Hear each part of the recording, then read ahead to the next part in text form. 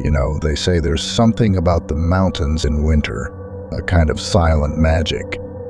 I'm Paul, a guy with a camera, a penchant for the wild, and a stubborn streak that's got me in more trouble than I'd like to admit. I do freelance photography, capturing nature in its raw, untamed glory. And let me tell you, there's nothing quite like the wilderness to make you feel alive, with its untold stories and hidden beauties. I'm currently holed up in this cozy little cabin, nestled deep in the heart of the mountains. My mission? To capture the serene, almost haunting beauty of the winter landscape.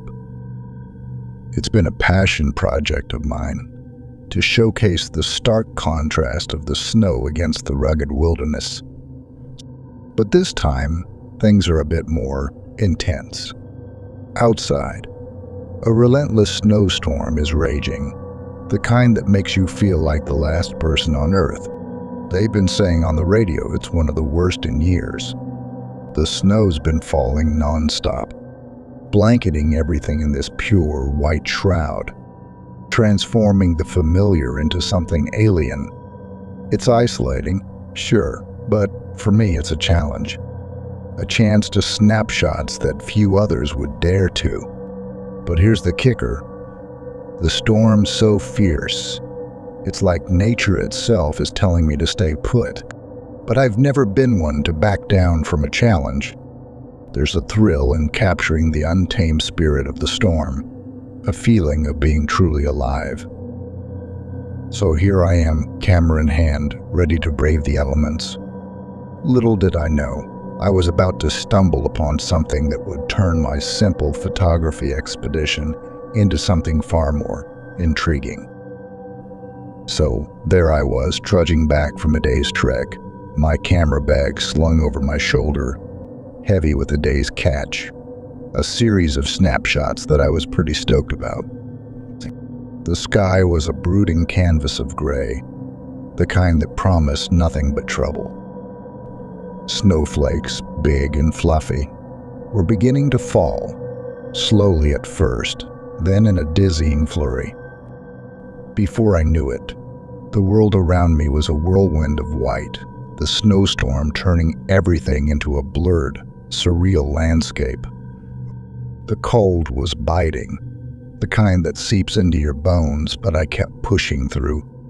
The path, once clear, was now a vague outline under the thickening blanket of snow. Every step was a battle against the howling wind that seemed hell-bent on erasing my tracks as soon as I made them. There's something about being alone in a snowstorm. It's eerie, almost otherworldly. The world goes silent, except for the muffled sound of your own breath and the crunch of snow under your feet. It's like you're in a giant, empty room, the walls closing in on you, and in that silence, your mind starts to wander, to drift to stories and legends you've heard. I remember this tale the locals used to whisper about in hushed tones, the story of a hiker who got lost in a storm just like this one, years ago. They said he just vanished without a trace, swallowed by the snow and the relentless cold. Some say he still roams these mountains, a lost soul seeking the path home. I never put much stock in ghost stories, but out here, in the midst of this blinding white, it's hard not to feel a shiver run down your spine, not to glance over your shoulder at the untouched snow, half expecting to see something or someone watching you from the shadows. It was supposed to be just another day, another adventure. But as I pushed on, fighting against the storm, I couldn't shake off the feeling that this was going to be anything but ordinary. Little did I know how right I was. The snow was relentless, each flake a tiny architect reshaping the landscape.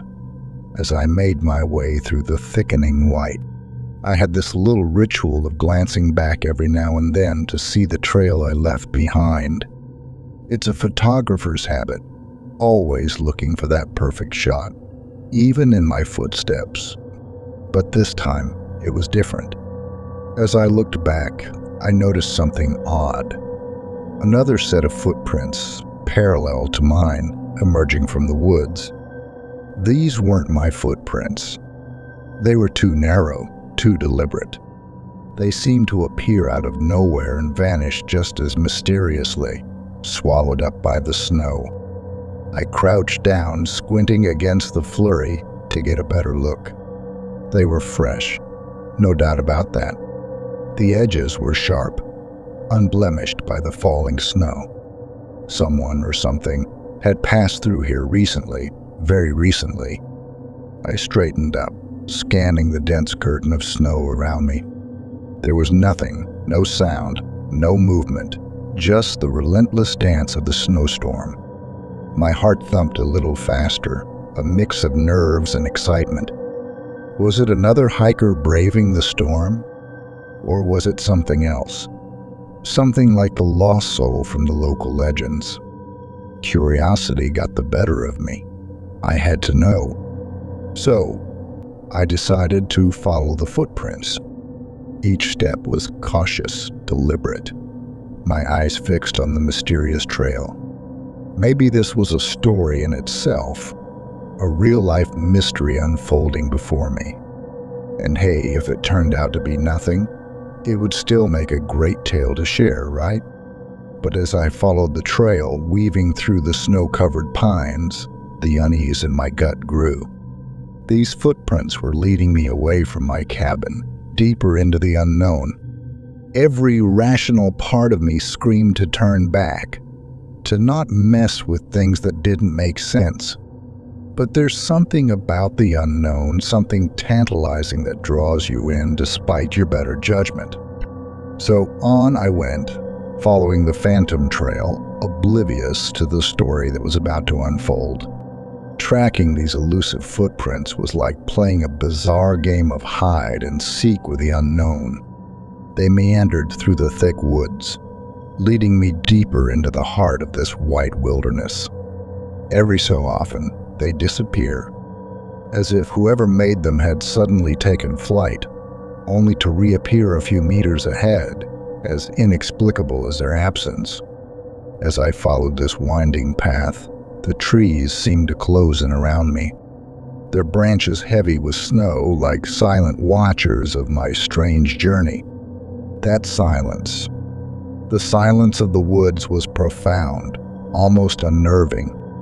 In the city, you're never truly alone. There's always some hint of human presence. But out here, it was just me and the endless expanse of snow and trees. It was isolating, the kind of loneliness that creeps up on you and settles in your chest. I kept thinking about why I was out here, so far from the warmth of my cabin and the safety it promised. It wasn't just the photographs anymore, or the thrill of the adventure. There was something else, something unexplainable driving me forward. The solitude of the mountains can play tricks on your mind, make you see and hear things that aren't there. Or maybe, just maybe, it strips away the noise, revealing truths you never knew you were searching for. The trail eventually led me to a clearing, a break in the relentless oppression of the woods. I expected to find something, anything that would give meaning to this chase. A person, an animal, a clue. But there was nothing. The footprints just ended, as if whoever, or whatever, had made them simply vanished into thin air. I stood there, in the middle of the clearing, snowflakes swirling around me, feeling a mix of confusion and disappointment. My breath came out in foggy puffs, the only sound in the silent world. It was as if the trail had been a figment of my imagination, a wild goose chase leading nowhere. The rational part of my brain told me there must be a logical explanation, a trick of the snow and the wind. But there, in that lonely clearing, with the story of the lost hiker echoing in my mind, I couldn't shake off the feeling that I had stumbled upon a mystery far greater than any photograph or tale could capture. I stood there for a moment, feeling a mix of frustration and intrigue. The clearing was silent, almost eerily so, the kind of silence that presses against your ears. I shook my head, trying to clear the fog of confusion. "Come on, Paul. Think," I muttered to myself. There had to be something, some clue that I was missing. I started to scour the clearing, my eyes combing over every inch of the snow-covered ground. The snow was undisturbed apart from the odd pattern of the footprints I'd been following. It was like a blank canvas, untouched and pure, except for the story it was silently telling. And then something caught my eye. It was subtle, almost hidden beneath the fresh layer of snow. A small, dark object. I moved closer, my heart pounding with a mix of anticipation and apprehension.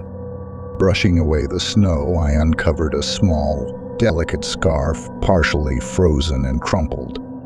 It was a stark contrast against the white snow, a splash of color in this monochrome world. I picked it up, the fabric cold and damp in my hands. It was a woman's scarf, fine and light, the kind you'd wear more for style than warmth. It looked out of place here, in the rugged wilderness. Who would be out here in a snowstorm with just this flimsy piece of cloth for protection? A hiker, a lost tourist, or maybe it was a remnant from the past, a piece of the story of the hiker who vanished. I looked around, hoping to find more, to piece together the story of the person who dropped this scarf. But that was it. No other clues. No footprints leading away from the clearing, nothing. Just me, the scarf, and 1,000 unanswered questions. I tucked the scarf into my pocket, a tangible piece of the mystery I had unwittingly stumbled upon. As I stood there, the sense of isolation deepened. I was alone with no answers, and a growing sense of unease. The mystery of the footprints and the scarf seemed to hang in the air, as tangible as the falling snow. It was a puzzle with missing pieces, a story without an ending. And as much as I wanted to unravel it, part of me knew that some mysteries are better left unsolved. With the scarf now a heavy weight in my pocket, I knew it was time to head back. The snowstorm was growing fiercer, the wind howling like a beast in the wilderness. Each snowflake felt like a tiny needle against my face, urging me to turn back. There was an unsettling feeling in the pit of my stomach, a sense that I was being watched. I kept glancing over my shoulder, half expecting to see a shadow in the blizzard, the owner of the mysterious footprints, or perhaps the ghost of the lost hiker. But there was nothing, just the endless dance of snow and wind. As I made my way back, the eerie silence of the forest was my only companion. My mind was a whirlwind of thoughts, swirling like the snow around me. Who did the footprints belong to? Why did they just disappear? And what about the scarf? A clue left behind, or just a forgotten item? The logical part of me tried to piece together a rational explanation, but the stories and legends of the mountains, whispered in hushed tones by the locals, kept creeping into my thoughts. The local legend of the lost hiker, it seemed so far-fetched, the stuff of campfire stories. But out here in the heart of the storm, it felt all too real. Could there be a sliver of truth in those tales? Was the forest hiding its own secrets, stories that were meant to stay buried under the snow? By the time I saw the faint outline of my cabin, relief washed over me. The warm glow of the lights was like a beacon in the chaos of the storm.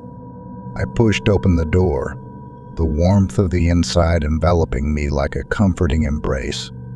Safe within the walls of my cabin, I peeled off my cold, wet clothes and sat down by the fire, the scarf lying beside me. I stared into the flames, lost in thought. The mystery of the footprints and the scarf was like an unfinished puzzle, pieces missing and out of place. I realized I might never find the answers. Maybe some stories weren't meant to be completed. Maybe the mystery was a part of the mountain's allure, its way of reminding us that not everything can be explained or understood. As I sat there, the wind howling outside, the questions lingered in my mind, unresolved and haunting. But there was a strange comfort in not knowing, in accepting that some things were beyond my understanding. The mountains held their secrets tight, and perhaps that was how it was meant to be. In the end, all I had were the photographs, the scarf, and a story that would remain, just like the footprints in the snow, a mystery.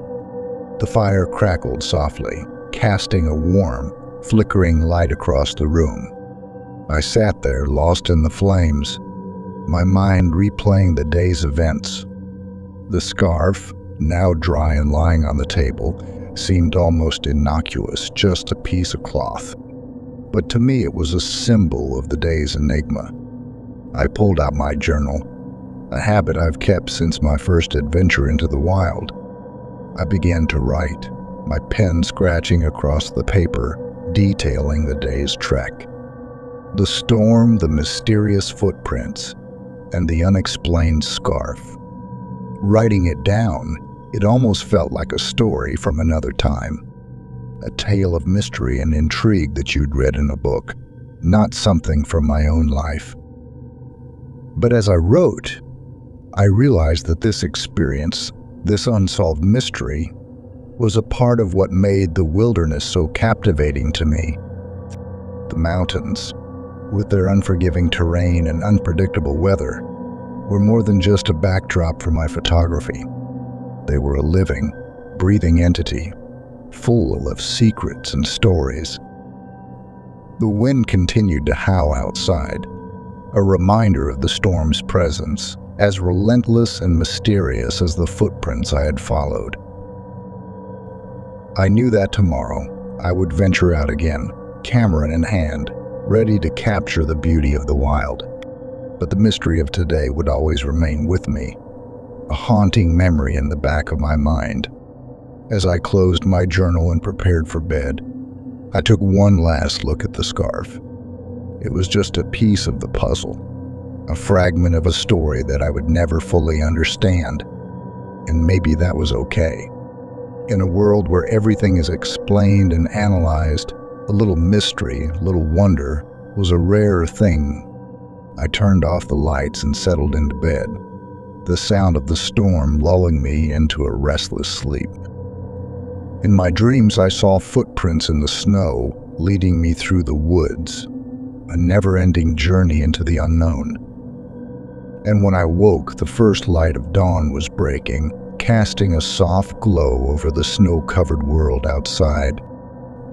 The storm had passed, but the mystery of the footprints remained, a whisper in the wind, an unsolved riddle in the heart of the mountains.